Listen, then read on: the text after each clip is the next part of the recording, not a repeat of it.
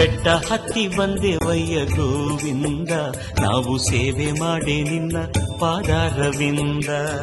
ಬೆಟ್ಟ ಹತ್ತಿ ಬಂದೆವಯ್ಯ ಗೋವಿಂದ, ನಾವು ಸೇವೆ ಮಾಡೆ ನಿನ್ನ ಪಾದಾರವಿಂದ.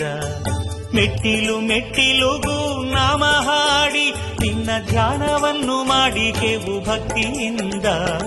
ಬೆಟ್ಟ ಹತ್ತಿ ಬಂದೆವಯ್ಯ ಗೋವಿಂದ, ನಾವು ಸೇವೆ ಮಾಡೆ ನಿನ್ನ ಪಾದಾರವಿಂದ.